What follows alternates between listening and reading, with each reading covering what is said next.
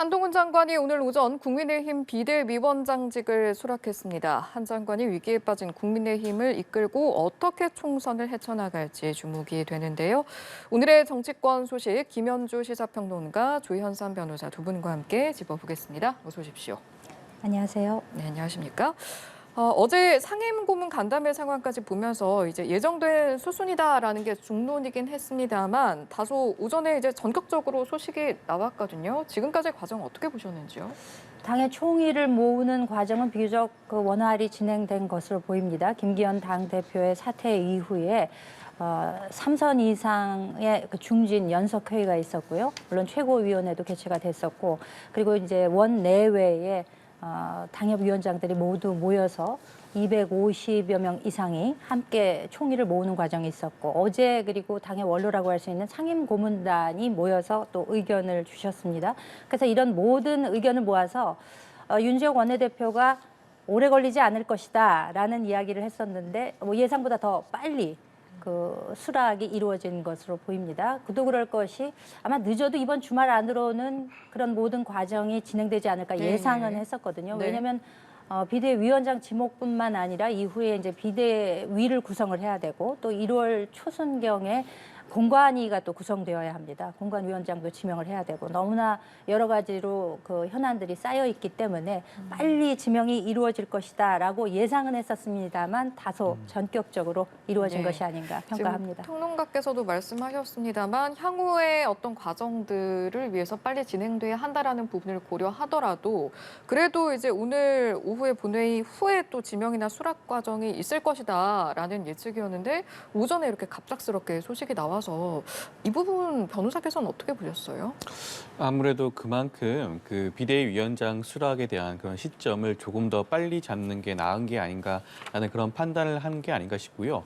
사실 지금까지 모든 과정 자체가 어떻게 보면 연석회의라든가 중진회의라든가 원로회의라든가 그 모든 것 자체가 일종의 요식행위가 아니었나 싶습니다. 당 입장에서는 절차적인 정당성을 확보하고자 이러한 회의들을 거친 끝에 사실상 당의 총의를 모아서 추대하는 형식으로 한동훈 법무부 장관을 비대위원장으로 이런 모시는 결정을 하게 된 것 같은데 사실 그 과정이 어떻게 보면 공당으로서 타당한지가 조금 의문스러운 부분이 분명히 있죠. 김기현 전 대표가 사임을 하고 사퇴를 한 이후에 즉각적으로 한동훈 비대위원장 체제를 옹립하기 위해서 당 자체에 어떻게 보면 불협 일종의 반대 여론을 밝히는 분들조차도 침묵하는 그런 모습을 많이 보였는데 이것이 지금 어떻게 보면 당정 관계에서 수직적 관계라고 그렇게 비판을 받고 있던 여당 입장에서 합당한 절차를 통해서 선출하는 것이 온당한지를 한번 되새겨 봐야 되지 않나 싶습니다. 네. 그간의 상황을 돌이켜보면 며칠 전에 의미심장한 발언을 내놨다가 한 장관이 어제는 마음이 좀 독해졌다 이러면서 말을 아끼기도 했거든요. 오늘의 상황 좀 염두에 둔 발언이었을까요? 아무래도 본인의 입장이 이제 공식적으로 지명을 받고 또 본인이 수락을 한 입장이 아니었고 어제까지만 해도 법무부 장관의 입장이었기 때문에 현직 강요로서 이미 그제 본인의 입장이 어떠하다는 점을 넌지시 밝힌 바가 있기 때문에 어제는 더 이상의 설명을 하는 것은 과하다라는 판단을 한 것으로 보입니다. 그러면서 이제 독해지겠다라는 표현을 썼는데 한동훈 장관이 독해지겠다라고 이야기한 것은 우리가 흔히 생각하는 독해지겠다라는 그 의미 자체보다는 그동안에 한동훈 장관은 소위 얘기해서 프레스 프렌들리라고 하죠. 굉장히 친언론적인 성향을 보여왔습니다. 그래서 본인이 그냥 지나치려고 하다가도 기자 풀단이 있게 되면 가방 던지고 무슨 질문이든지 이제 다 응대를 했었는데 이제는 조금 상황이 달라지지 않았습니까? 더군다나 이제 어제의 경우에는 본인이 말을 아끼는 것이 추후에 여러 가지 비대위원장으로서 이제 본격적으로 지명받고 일을 시작하는 데 있어서 좋겠다라는 판단하에서 이제 그렇게 한 것으로 보이고요.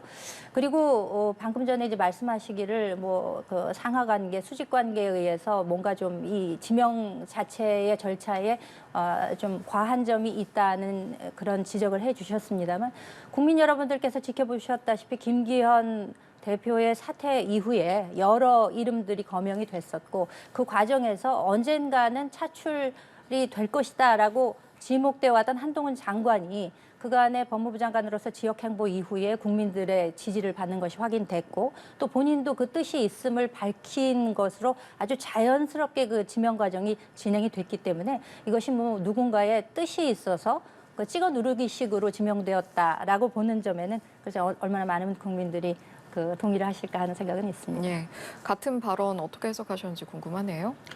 일단 한동훈 이제 법무부 장관이 비대위원장으로 들어오게 되면 이제 정치인으로서 데뷔하게 되는 거고 다음 총선을 앞둔 선장 역할을 하게 되지 않겠습니까? 그렇다 보니 아무래도 지금부터는 종전과 달리 언행에 조금 더 신중을 기해야 된다는 생각을 하신 게 아닌가 싶고 아무래도 주위에서 그런 식으로 말씀을 하신 분들이 꽤 있으실 것 같아요. 앞으로 비대위원장의 한마디 한마디가 다음 차기 총선에 영향을 미칠 수가 있습니다. 당 내에서 초선, 재선 다수의 의원들 이번에 그 국회에 입성을 원하는 많은 정치인들 입장에서는 비대위원장의 언행을 통해서 만약에 표가 줄어든다거나 자기의 당선에 큰 영향을 미친다고 한다면 그것만큼 중요한 문제가 아닐 수 없거든요. 그렇다 보면 아무래도 거기에 대한 비대위원장이 된 한동훈 법무부 장관에게 그러한 요구가 앞으로도 꾸준히 있을 것이고 그리고 또 하나 더 염두에 둬야 될 것은 지금까지 법무부 장관으로서 언론에 대해서 굉장히 프렌들리했다고 하지만 그것들은 어떻게 보면 법조 출입 기자들을 대상으로 했던 것들이었고요. 이제 정치인으로 데뷔하게 된 순간 정치부 기자들을 아마 상대하시게 될 텐데 저는 그 정치부 기자들은 아마 한동훈 장관의 입맛에 맞는 기사만을 쏟아내기는 쉽지가 않을 것이다. 굉장히 비판적인 기사가 나올 수도 있고 그리고 한마디 한마디에 대해서 굉장히 신중해야 될 부분이 분명히 있을 것이다. 그러한 점에서 앞으로도 아마 한동훈 법무부 장관이 지금처럼 그렇게 언론 프렌드리한 모습을 보여줄 수 있을까? 저는 그렇지 않을 수도 있지 않을까 싶습니다. 예, 뭐 앞으로를 말씀하시니까 지금까지는 오늘 수락 결정이 이르기까지 배경에 대한 질문을 좀 드렸으면 앞으로의 상황은 어떻게 될까라는 이야기도 저희가 좀 해보겠습니다. 일단은 당 차원에서 일단 당장 오후에 긴급 최고위가 열려서 공식 추대가 있을 것이다. 라는 이야기는 전해졌고요. 그 다음엔 어떤 절차들이 있습니까? 그다음에 이제 전국위원회를 소집해서 이제 거기서 추인 절차를 거치게 됩니다. 이제 그렇게 되면은 이제 제대로 비대위원장 역할을 담당하게 될 텐데 사실 당 내에서 또는 국민들이 보시기에도 국민의힘이 위기 상황이라는 것에는 모두가 아마 동의를 하셨을 것 같습니다. 지난번에 그 당협위원장들 연석 회의에서도 또 어떤 분은 강감찬 장군을 임진왜란 때까지 쓰지 않을 수는 없다 뭐 이런 이야기도 나오고 어제 그 당 원로분들 중에 유흥수 상임 고문의 경우에는 장군 비유가 많이 나왔어요. 그렇죠. 예. 이순신 장군에 이제 빗대서 12척의 배 이런 말씀을 하셨는데 그 강감창, 이순신 이런 분들이 그 공통점을 찾아보자면 정말 그 위기에 누란지게에 있는 그 구국의 영웅들 아니겠습니까? 위기로부터 구해낸 이런 분들에 비추어서 한동훈 장관도 지금 위기에 처해 있는 당의 상황에서 이것을 돌파할 수 있을 것이다라는 기대감을 반영한 그런 표현이라고 할 수 있을 텐데요. 많은 분들이 이제 지적하는 바가 한동훈 장관이 이제 정치적 경험이 좀 없지 않냐 이제 이런 지적을 하는데 알 수 없죠. 어떻게 이 일을 헤쳐나갈 것인가 누구도 알 수는 없습니다만 다만 그 민주당 특히 철험의 소속 의원들과 상임위에서 맞대응하는 이런 과정들을 지켜보면서 한동훈 장관이 그동안 정치인으로서의 소양을 상당히 배가시켜 왔다. 이런 생각을 해볼 때는 앞으로 그 경험이 없는 것을 바탕으로 해서도 없는 길을 만들어가면서 여러 사람의 지혜를 모아서 새로운 길을 만들어갈 수 있지 않을까라는 이제 기대감을 가지는 것이 국민의힘의 입장이라고 할 수 있겠습니다. 예, 위기에 빠진 당을 마치 이순신 장군처럼 구해내길 바라는 고문을 비롯한 당의 마음이 있고 그 역할을 할 수 있지 않을까라는 맥락에서 이제 말씀을 해주신 거고요. 그런 역할 해낼 수 있을까요? 일단은 지금 강감찬 장군과 이순신 장군과 같은 어떻게 보면 너무나 지나친 헌사가 나오고 있는데요. 저는 구태여 장군으로 친다면 그런 이순신 장군님 같은 분들이 아니라 노태우 장군이 아닐까 싶은데요. 지금 정부에 대한 불만 중에 하나가 어찌됐건 간에 검찰 독재 정권이라는 지적들이 굉장히 많은데 윤석열 대통령 역시 검찰 출신이었는데 이번에는 한동훈 법무부 장관 검찰 출신이 이번에 비대위원장으로 국힘, 국민의힘 여당 이제 선장 역할을 맡게 되었는데 거기에 대해서 국민들이 어떻게 바라볼까? 그리고 당원들은 어떻게 바라볼까? 그런 부분에 대해서 아마 문제점을 너무 지적하지 않을 수가 없고요. 아마 당내에서 많은 분들이 걱정을 하실 겁니다. 비대위원장이라는 자리는 어떻게 보면 그 선출된 직함이 아니죠. 지명직 비대위원장인데 다음 총선을 앞두고 큰 역할, 중심을 잡는 역할, 다수의 정치인들을 조율하는 그런 역할을 해야 되는데 정치 신인인 한동훈 법무부 장관이 과연 그러한 역할을 할 수 있을까? 저는 사실 구원투수의 역할을 기대하고 한동훈 법무부 장관을 비대위원장으로 모신 것 같은데 저는 구원투수가 아니라 아마 패전투수가 되지 않을 것 같고 다음 총선 결과에 따라서 한동훈 법무부 장관은 그 정치 인생에 있어서 큰 고난을 겪지 않을 수 없지 않을까 싶습니다. 그렇다고 한다면 비대위원장 자리를 어떻게 한동훈 법무부 장관 정치 신인으로 선택한 것에 대해서 아마 당 내에서 큰 혼란과 불만, 비난이 나오지 않을까 그런 부분도 우려되는 부분이죠. 네, 말씀하신 이제 총선까지 이르는 과정들이 있을 거고요. 또 한동훈 비대위 앞에 놓인 여러 가지 현안들 중에 첫 관문이라고 하면 김건희 특검법이 있을 겁니다. 향후 상황, 이 현안에 대해서는 어떻게 풀어나갈 거라고 보십니까? 일단 목전에 닥쳐 있는 가장 큰 난제가 아닐 수가 없겠죠. 이 김건희 특검법을 포함한 이 쌍특검이 지난 4월에 패스트트랙에 올려졌기 때문에 약 8개월간의 시간을 거쳐서 이제 12월 22일 내일이죠. 내일 이후에는 언제라도 자동 상정이 되게 돼 있습니다. 아무래도 28일에 이것이 본회의를 통과하지 않을까라는 예측이 가능한 것이 지금 의회에서는 민주당이 절대 다수를 차지하고 있기 때문에 이것을 통과시키는 것은 기정사실화되어 있다라고 볼 수가 있겠고요. 그러니까 과연 이것을 이제 대통령이 받아들일 것이냐, 그러니까 이제 국민의힘에서 이것을 제의 요구를 할 것이냐, 법권 행사하시라라고 이제 권유를 할 것이냐의 의문이 이제 드는 것인데요. 지금 이 김건희 특검법의 경우에는 만약에 이것이 이제 통과가 돼서 시행이 되게 된다면은 1월 중순경부터 실제로 그 공표 이후에 시행에 들어가서 2월 중순경부터는 그 특검 체제로 들어가게 됩니다. 그러면 2월 중순경부터 70일 동안 이 특검이 물론 연장도 가능합니다만 그렇게 되면 이제 4월 말 정도까지 되는 거거든요. 그러면 이것이 너무나 그 총선 기간과 겹치면서 이것은 특검 총선이 될 수밖에 없다. 이런 입장이기 때문에 당에서는 아마 제의 요구를 분명히 할 것으로 보이는데 다만 여기서 문제가 되는 것은 이제 국민 여론이죠.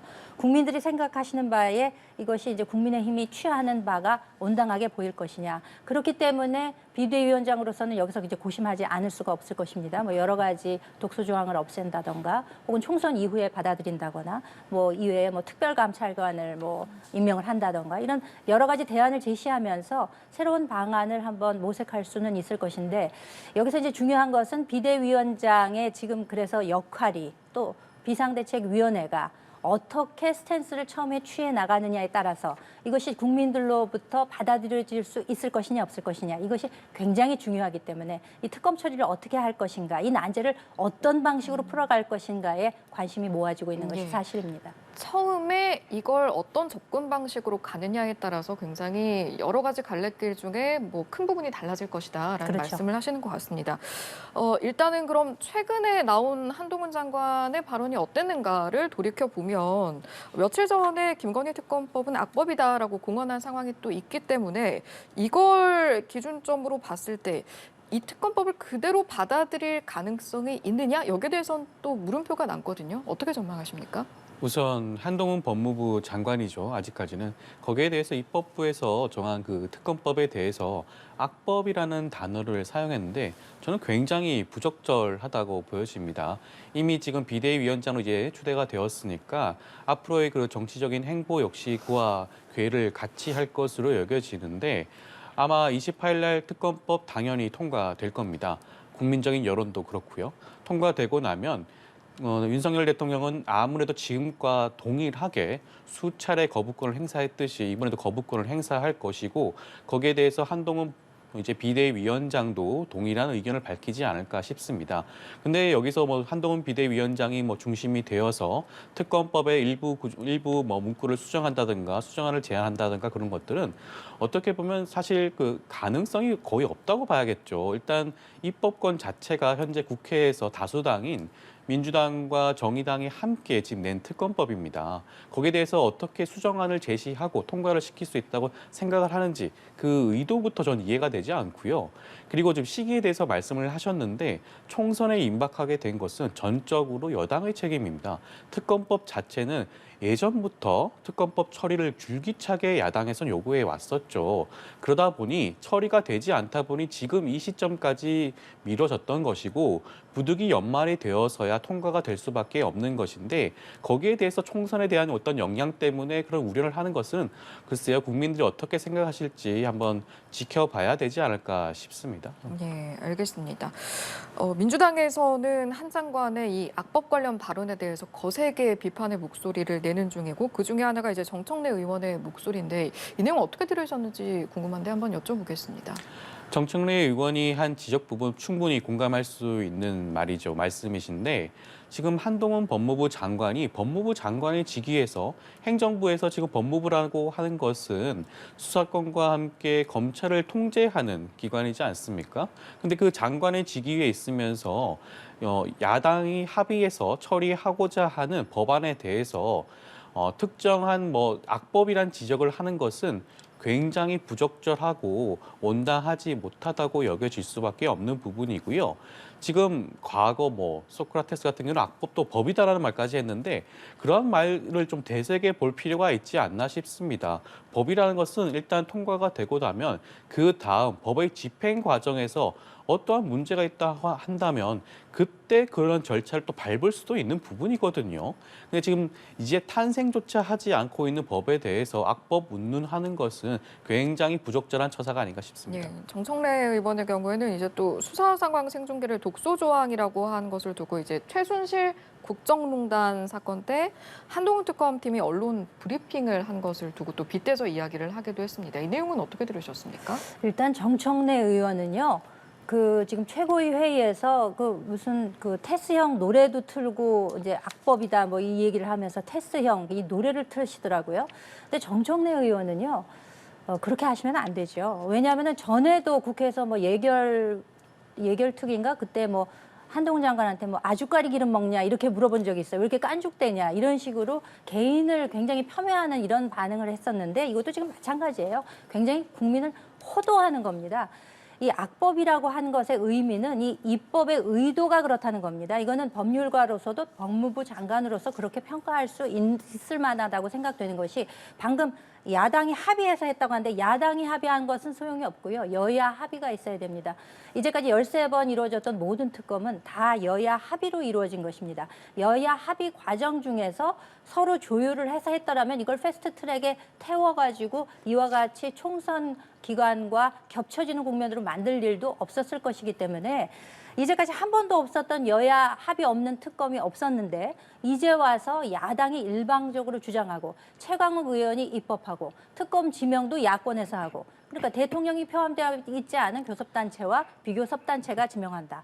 그러면 너무나 기울어져 있는 특검법안 아니겠습니까? 그렇다면 이 입법의 의도라고 하는 것은 뻔한 거죠. 민주당이 총선 전략으로 이것을 이용하겠다라고 해서 이 입법을 한 것입니다. 그렇기 때문에 악법이라는 지적을 받는 것이고요. 그리고 정청래 의원도 브리핑 얘기, 최순실 특검 때 얘기 좋습니다. 다 그렇지만 그 이후에 브리핑에 관해서 이를테면 피의 사실 공표 이것을 금지하는 방안을 문정부 때 이미 준칙 개정으로 인해서 시행이 됐던 바가 있고 그것은 마치 포토라인에 세우지 않겠다라는 것과 같은 내용입니다. 그것의 혜택 1호가 이제 조국 전 장관이었죠. 이미 이 조정식 사무총장의 경우에도 피의사실 공표에 대해서는 이거 대책이 마련되어야 된다라고 이야기를 했었는데 아니 피의사실 공표가 거기서는 되면 안 되고 이 브리핑하는 이 특검에서는 매일매일 같이 보고를 해도 되고 이렇기 때문에 이것이 이제 내로남불이라는 지적을 받는 것이거든요. 더군다나 총선 국면에서 일방적으로 분리할 수 있도록 이렇게 조율하는 것에 대한 어떤 비판은 있는 것이 당연하다고 생각이 됩니다. 언론 브리핑 내용 포함해서 이제 말씀하시면서 언급이 좀 됐으니까 변호사께도 여쭤보면 지금 한 장관을 비롯해 여당에서 주장하는 김건희 특검법의 문제 조항, 즉 독소 조항이라고 하는 게 이제 3가지 정도로 정리가 되는데 특검 임명에 대한 부분, 수사 기간에 대한 부분, 대국민 보고에 대한 부분이 있습니다. 이 부분들에 대해서 어떤 의견 가지고 계십니까?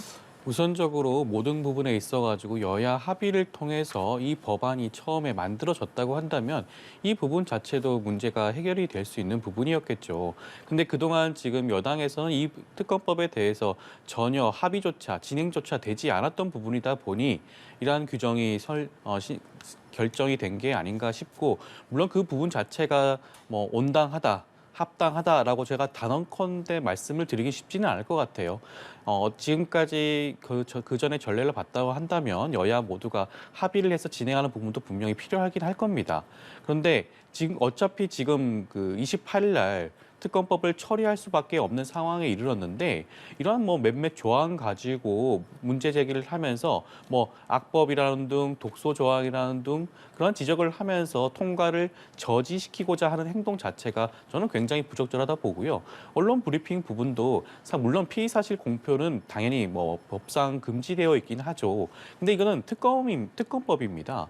국민적인 관심사가 굉장히 높고 정치적인 문제까지 연결되어 있기 때문에 특검으로 진행하는 수사거든요. 그렇다고 한다면 언론 브리핑 자체도 국민의 그런 전 국민적인 관심사이다 보니 그런 궁금증을 해결해 줄 수 있는 하나의 방법이라고 볼 수도 있지 않을까 싶습니다. 그렇다고 한다면 이 모든 조항이 과연 단순하게 독소 조항으로 이렇게 불리어질 수 있을까 싶긴 한 것 같습니다. 예, 독소 조항 자체에 물음표를 던져주셨는데요. 어떤 의견 가지고 계신지 두 번의 발언 드렸고요. 한 번의 발언 더 듣고 주제 바꿔보겠습니다. 독소 조항이라고 하는 것이 지금 비단 피의 사실 공표뿐만 아닙니다. 그러니까 매일매일 브리핑하는 것에 관해서도 이전 정부에서 이미 피의 사실 공표에 대해서 제한을 뒀었는데, 지금 이제 와서는 민주당 측에 유리하게끔 적용되도록 이것을 다시 국민의 알 권리를 강조하는 방식으로 가는 것 자체도 문제가 있고요.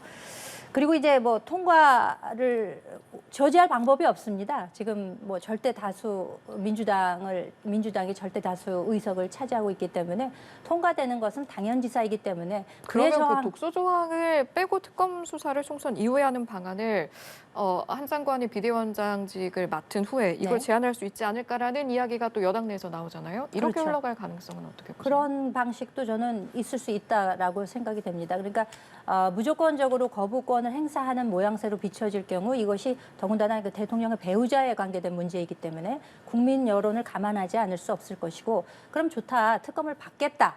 그렇다면 이것을 뭐 상설특검법도 있고요. 이런 방식을 택할 수도 있는 것이고, 단지 이것을 총선에 영향을 미치지 않도록 총선 이후로 미루자라는 이야기도 있을 수 있을 것입니다. 시기를 조정하는 방법, 그리고 특검을 선택하는 방법, 또 그 이외에 대통령실에서도 적극적으로 뭐 특별감찰관을 임명한다든지 추후에 미칠 여러 파장들에 대해서 미리 단속하는 이런 것들을 적극적으로 제시하는 방안도 있을 수 있기 때문에 한동훈 비대위원장의 입장에서는 뭔가 전과 달라지고 국민들께 다가갈 수 있는 변화로 느껴질 만한 이런 대책들을 마련할 수 있을 것으로 보입니다. 알겠습니다. 비대위 이후의 상황, 또 비대위원장 이후에 비대위원들도 구성이 있을 수 있으니까요.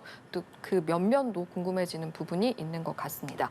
자, 사실은 비대위 체제에 앞서서는 김기현 전 대표의 사퇴가 있었는데요. 지금 나오는 내용들을 보니까 김기현 전 대표가 자맹을 이어가다가 지역구인 울산 출마를 시사하고 나섰습니다. 이게 문자 메시지에서 비롯된 건데 이런 움직임 어떤 평가하시겠습니까? 제가 뭐 지난주에도 그 김기현 대표의 사퇴 방식에 대해서 좀 비판적 입장을 내놓은 바가 있습니다. 여당의 당 대표가 본인의 사퇴의 뜻을 밝히면서 이것을 본인 SNS의 메시지를 통해서 밝히고, 그 이후에 이렇다 할 설명이 없고 나타나지도 않고 국민들께 어떤 말씀을 드리는 구체적인 자리도 마련되지 않았다. 그렇기 때문에 여당의 당대표 사퇴라는 엄청난 일이, 이게 지금 정말 유야무야 돼서 그 당대표 사퇴가 있었나라는 것이 인지가 되지 않을 정도의 상황까지 오지 않았습니까? 그렇다면 그 당대표 사퇴의 영향이라고 하는 것이 충분히 클 수 있었는데 그 영향조차도 정말 제로에 가깝게 그렇게 만들어버렸다, 본인 스스로가. 그런데 또 본인 SNS 메시지를 통해서 엊그저께는 그 퇴사라는 그 메시지가 나온 적이 있어요. 그럼 퇴사라는 것은 과연 그럼 뭐 탈당을 한다는 뜻이냐? 아니면 이거 뭐 정말 이준석 전 대표와 만났었기 때문에 뭐 신당에 합류한다는 뜻이냐 여러 가지 해석을 낳기도 했었거든요. 근데 기어코는 지역구에 그동안 당 대표로서 중앙에서 일을 하느라고 많이 전념을 못했었기 때문에 전념하고자 한다. 이거는 누가 봐도 지역구에 출마하겠다라는 뜻으로 읽히거든요. 그렇다면은 이것이 여당 대표로서의 책임을 과연 보여주는 자세인가라고 비판적인 목소리를 제가 또 다시 내지 않을 수가 없습니다. 이것이 책임 있는 자세인가? 지금 여당이 국민들로부터 지탄받는 것이 과연 어떤 점 때문에 그랬던 것인가? 이것을 인지하고 있는가? 그렇다면 그런 뜻에서 사퇴를 했던 것이냐? 이렇게 본인의 진위마저 의심받는 이런 상황이 되고 있거든요. 그렇기 때문에 상당히 적절치 않은 행보로 읽혀질 수 있을 것 같습니다. 이 같은 행보 어떻게 바라보십니까? 일단 국민들이 지금 비판하는 지점은 김기현 당 대표를 한 것인가라는 생각을 하지 않을 수 없죠. 어떻게 보면 김기현 당 대표는 용산의 대리인의 자격으로서 당을 꾸려나갔던 것뿐입니다. 강서구 보궐선거 참패 이후에 혁신이 제대로 이루어지지 않았다는 부분에 대해서 물론 그 책임을 통감하고 사퇴할 수는 있다고 보지만 어떻게 보면 윤석열 정부가 출범한 이후에 여당 입장에서는 2명의 당대표가 타의에 의해서 사퇴하는 지경에 이르렀습니다. 이게 국민들이 어떻게 과연 바라볼까요? 지금 윤석열 정부에서 있는 이러한 그 여당에 대한 그런 수직적인 당전 관계가 아마 다음 총선에도 분명히 영향을 미칠 것인데 구태여 이것을 혁신이라고 포장을 하면서 영남 중진 의원들의 불출마 내지 험지 출마를 강하게 요구했었는데 그 의미마저도 김기현 전 당 대표가 울산 지역 출마를 고집하는 순간 어쩔 수 없이 굉장히 퇴색될 수밖에 없다. 그나마 있던 혁신의 이미지마저도 완전히 사라질 수밖에 없다.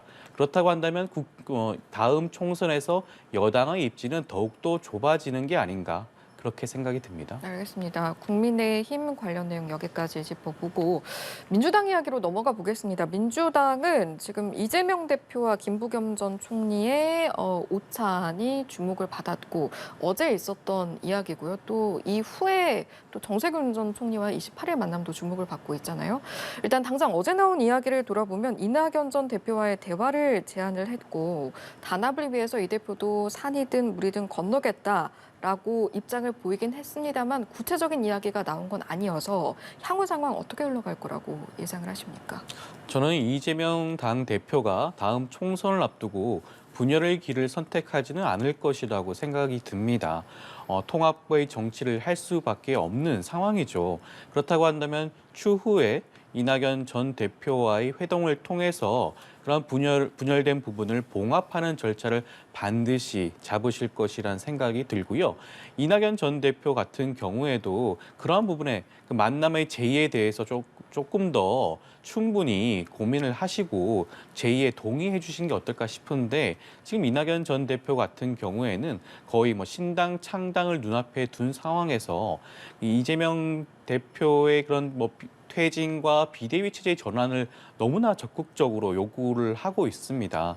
제가 거듭 말씀을 드렸지만 이재명 당대표를 대신하여 비대위 체제를 출범시켜야 될 아무런 당위성과 정당성이 지금 민주당 입장에서 없는 상황입니다. 압도적인 지지를 통해서 탄생한 당 지도부이고요. 그럼에도 불구하고 이런 끊임없는 당 지도부 흔들기가 과연 이낙연 전 대표가 생각하는 정치인지 한번 되돌아봐야 될 것 같고요.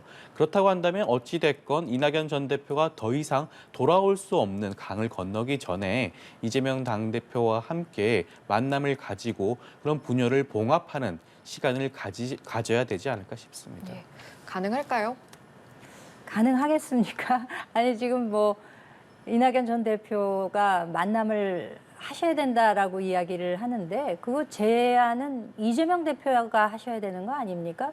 이재명 대표가 제안을 하셔야 그에 대해 응답을 하던가 말던가 이낙연 대표가 이야기를 할 수가 있을 텐데 제가 알기로는 아직 그런 제의가 없었다고 알고 있거든요. 특히나 이 당 내분 양상이 격화되고 3총리 회동설 이런 것들이 나온 이후에 지금 이재명 대표는 어제 김부겸 전 총리를 만났고 또 정세균 전 총리도 이제 만난다는 거 만나게 아니겠습니까? 되죠. 예. 그러면 누가 봐도 세 분 중에 이제 두 분만 만난다는 거예요. 그러면 이건 뭐 전형적인 갈라치기 의도가 있는 것이다라고 여겨질 수밖에 없는 것이고, 그리고 이제 어제 저렇게 두 분이 만난 회동에서의 이제 표정을 보면은요, 김부겸 전 총리는 상당히 지금 심각해요, 표정이. 근데 이낙연 대표, 이재명 대표의 경우에는 상당히 미소를 머금고 있는 모습을 볼 수가 있습니다. 그러니까 이제 사안의 심각성에 대해서 과연 어떻게 판단하고 있는 것인가라는 의문이 들 수밖에 없는 것이고, 지금 김부겸 전 총리가 이제 제안을 했다는 거 아니겠습니까? 이낙연 대표와 물밑 접촉을 해라. 그리고 당내 강선 지지층을 자제시켜라.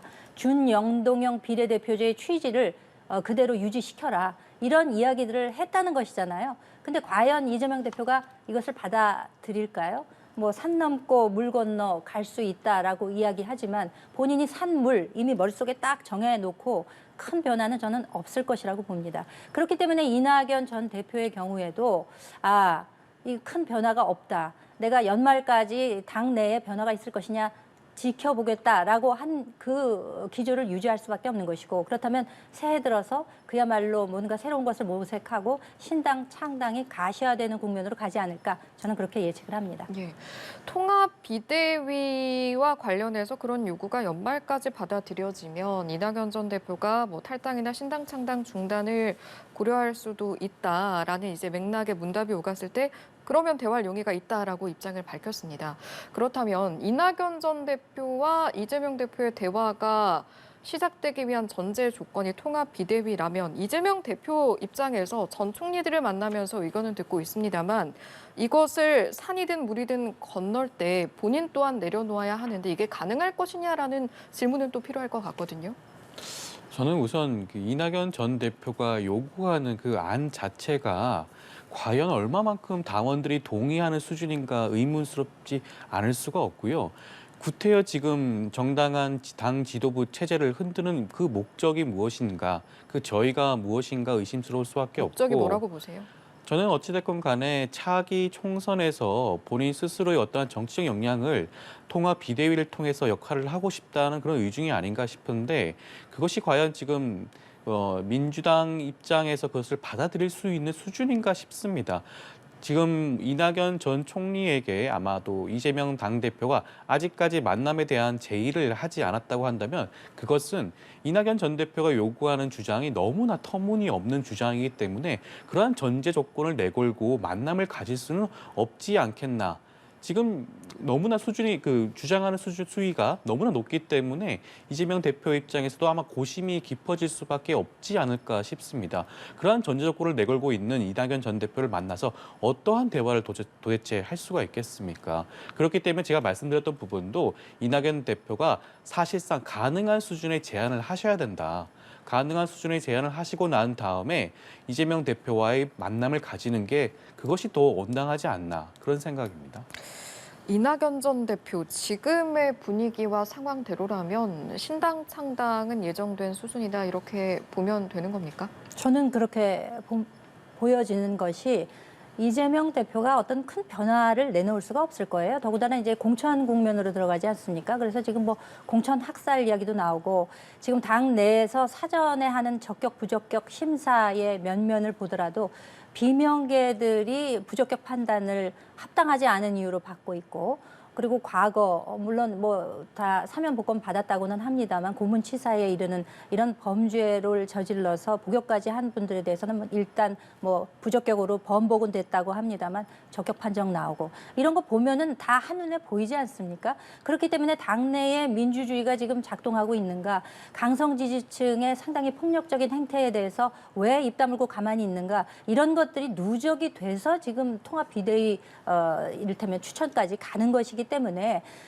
과연 이것의 수위를 낮춰서 이낙연 대표가 만남을 유지하고 또 추구하고자 하는 동력이 지금 부재한 상태입니다. 그렇기 때문에 이재명 대표는 지금 원래 가지고 있던 스탠스를 계속 유지할 것이고, 그렇기 때문에 지금 양갈래길로 갈 수밖에 없는 겁니다. 이거는 지금 해 바뀌면서 분명한 그 기조가 눈에 보일 것이고 분명히 나타날 것이고, 이것은 어떻게 보면은 민주당 내에 분당 사태로까지 이어질 수 있다. 저는 그렇게 예측하고 있습니다. 이낙연 전 대표가 연말까지 기한을 걸어놓은 상태이기 때문에 그때까지 또 어떤 변화가 있을지 함께 보시고요. 예산안 이야기를 해보겠습니다. 오늘 오후 2시에 이제 내년도 예산안 처리가 될 텐데 진통 끝에 이번에도 뭐 아쉽게도 기한을 넘겨서 진행이 됐습니다만 지금까지 합의 과정과 내용 일단 어떻게 평가하시는지 여쭤보겠습니다. 어떻게 보면 예산안이라는 게 국회에서 할 수 있는 가장 중요한 기능 중에 하나 아니겠습니까? 국정감사와 더불어 가장 중요한 역할이라고 할 수 있는데 어떻게 보면 이러한 예산안 자체가 연례 행사처럼 매년 지연되는 게 아닌가 싶고 올해 같은 경우에는 역대 최장이라고 하는데 그렇다고 한다면 국회 입장에서는 이러한 부분을 조금 더 엄중하게 고민을 해봐야 될 부분이 아닌가 싶습니다.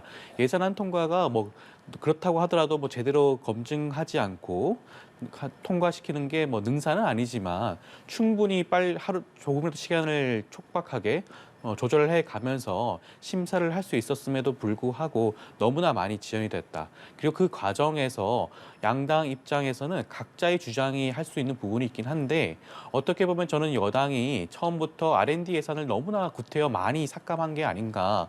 그렇다고 보니 지금 결과적으로 봤을 때는 여야 모두 각자가 주장하는 예산안이 일부 통과가 되는 부분이긴 하지만 어떻게 보면 그러한 것들 자체가 오히려 초기부터 부적합한 예산안을 주장했던 부분 정부 안 자체가 좀 문제가 있지 않았나 싶습니다. 예, 마찬가지 내용과 과정에 대한 평가 여쭤보겠습니다. 이 국회가 국회 예산안 통과시키는 것은 말씀하셨다시피 가장 핵심적인 그 사항입니다. 이 헌법이 규정하고 있습니다. 헌법 54조 2항에 보면은요, 국회는 그 다음 회계연도가 개시되기 30일 전, 그러니까 12월 2일까지 예산안을 통과하도록 되어 있습니다. 의무 조항입니다. 근데 이건 그 시한에 맞춰서 통과되는 것이 오히려 이례적인 경우가 되고 있죠. 수차례 이렇게 넘기고 작년 같은 경우는 최장 기간 22일을 넘겼습니다. 올해도 그처럼 가지 않도록 하기 위해서 급작스레 부랴부랴 마치 그 학생들이 시험에 막 벼락치기 하는 것처럼 그런 식으로 통과를 시켰는데 이건 참 직무유기라고 저는 할 정도로 여야 간에 합의를 이루어야 되고 그리고 야당 입장에서는 으름장을 놓는 식으로 해서 본인들의 입장을 관철시켰는데 이 나라의 살림살이를 규정하고 있는 예산이라고 하는 것은 사전에 꼼꼼하게 여야 간의 합의를 통해서 반드시 기한을 지켜서 이루어져야 할 것이다. 이렇게 주장합니다. 여기까지 듣고 마무리하겠습니다. 오늘 이 시간은 조현선 변호사, 김현조 시사평론가 두 분과 함께했습니다. 고맙습니다.